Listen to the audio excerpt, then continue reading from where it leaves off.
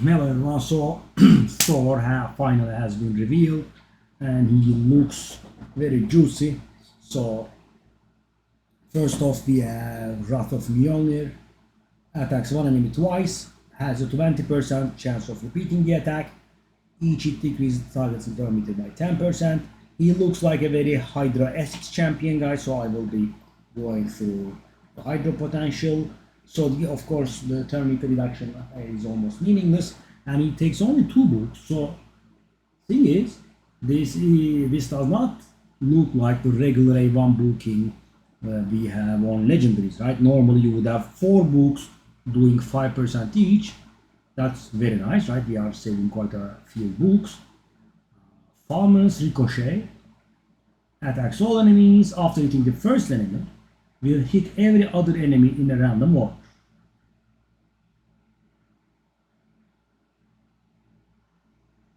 Following the initial hit, each subsequent hit increases damage by 25%, stacks up to 100%.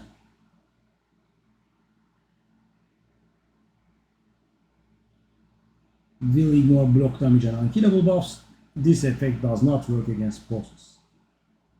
So the part that does not work against bosses is the block damage and unkillable ignore, I'm guessing. So this is worded a little bit interestingly, right? So the question is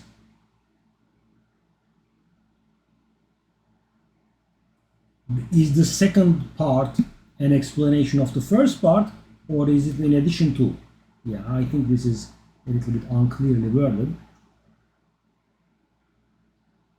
It does look like it is an explanation, so as I understand it, in Hydra, he's gonna hit a head at random, and maybe it would be actually controlled, right? You know how the game always makes you choose a target anyway. So you select the first target, which you should be picking the wrong affinity one, or the one that you should be doing the lowest damage, because then it will be increasing. So you want your damage to increase against targets that you can inflict more damage against, and then it will jump to the second head, dealing 25% increased damage, third head 50% increased damage, and fourth head 75% increased damage.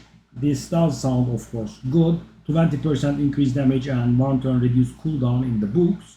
Okay, so it appears the A3 takes a lot of books, attacks all enemies. So guys, this is Screaming Hydra, right? 2 AoEs, right? 1 A1 that has a chance to repeat.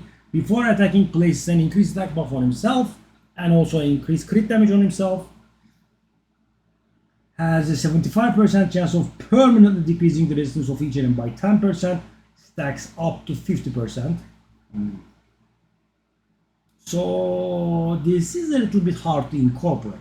So the problem is you have to, take into account the first few turns, right? At the end of the fight, he will be reducing everyone's resistance by 50%, which is, very good.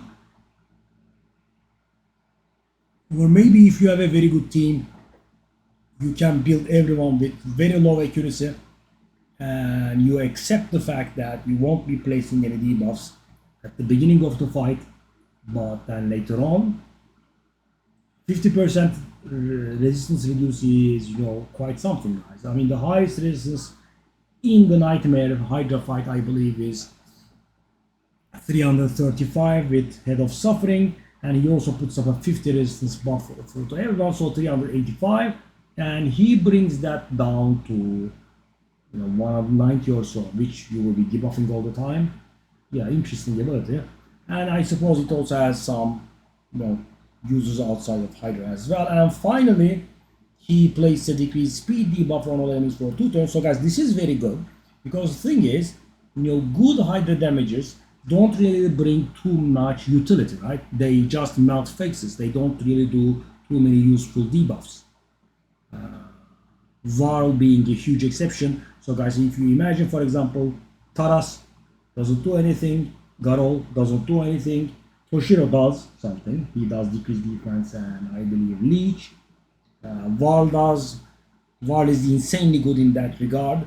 he does decrease attack and weaken, right? Two useful debuffs. But this is something nice, right? I mean, you bring a good damager and you also take care of something that's, you know, useful, right? Decrease speed is pretty useful, and it gets booked to 100%, gets 20% damage up, and the cooldown goes down to 3 turns again. So we have 2 AoEs on a 3-turn cooldown, and self-repeating A1. These are great Hydra stuff. Self-buff is also very good. I mean, if, for example, guys, Thor is going to be the only attack-based champion in your team, that means you don't have to bring increased attack, because he brings his own. And with buff extenders, this can be a permanent thing. Yeah, it does look very good. And we have also a passive that is bringing some scaling as well. So every time he deals damage, he increases the thunder counter by 1, stacks up to 10, and every thunder stack gives him 3% damage up. And guys, this is not crit damage or anything, right? This is, you know, a straight up multiplicative damage buff. So for example, thunder counter is 5, and you are supposed to deal 1 million damage, and you are going to deal 1.15 million damage, right? 150,000 bonus damage. Once the thunder counter reaches 10, resets the thunder counter, attacks everyone, and places stun on everyone. That does not help in Hydra. And thing is, I did say the order wrong. This is important, because when the counter reaches 10, he attacks all enemies, and he does that with the 30% damage from the thunder counters, right? The reset happens afterwards, which is also very great. And I'm sure you noticed, but a cycle through his abilities will trigger the bonus, right? I mean, you do the Hammer of Heaven, 4 hits. You do the Fountain's Ricochet, that's another 4 hits. You do the A1, that's 10 hits, and the passive will trigger. And on top of it, the passive has a chance of repeating. So guys, for example, I don't know how it works exactly, but you do the A3, you do the A2, that's 8 hits. You do the A1, that's 10 hits.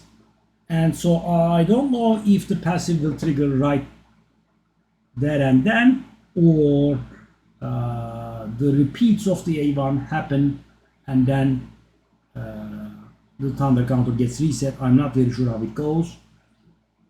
I'm also not very sure. So guys, let's say for example the thunder counter is on 7, you use the A3. How does it work? Does it get to 10, immediately triggers the damage, and then you get another thunder counter, or it goes up to 11, you do your bonus damage, and then it gets set down to 0 again? Yeah, could be both. I think this is trial and error, but you know, very good Hydra champion by the looks of it. Right? The only thing that can make him bad, I believe, would be, you know, bad multipliers, but I don't think so, right? Asgard divide is big. So guys, definitely to go for, right? Obviously. I mean, I'm always to go for, but this is extra worth going for. And if you also take into account that lately they have been offering us the 5-star souls, well, not offering exactly, but they are allowing us to get the 5-star souls for fusions. I mean, Thor could go insane. You know, you would get him, and because he debuffs, you can get him Nature's Wrath, which will give him another 15% multiplicative damage up. He can hit extremely hard. I mean, I think Thor can be used in, you know, already strong accounts, but if you are struggling in Hydra, I think he would be a great addition. And I would also definitely suggest going for the 5-star soul. The accuracy it provides is also very nice. I mean, you can build him with almost no accuracy at all, right? Your Great Hall, your Live Arena, the Blessing, the Champion Space, the accidental accuracy you would get from your gear and glyphing it. Depending on the difficulty you're engaging, you can even build the champion with 0 additional accuracy, which would be great. I would say Savage, Relentless, Merciless, Slayer, all of it would be, you know, very good on Thor. The A1 is not AoE, so the Slayer wouldn't work there, but still we have two AoEs with 3 turn cooldowns only. Right? Normally one of them would be 3, the other would be 4. Both of them 3 is very nice. You wanna cycle through the abilities as fast as you could. Yeah, looks pretty nice. And of course the A1's high roll chance will work very well with melee attack. If you have negative Theox, he would synergize very well, because guys, the more this guy plays, right, the more this guy attacks, the more often you trigger the Sky Rupture, because the thing is, Sky Rupture does not have an internal cooldown.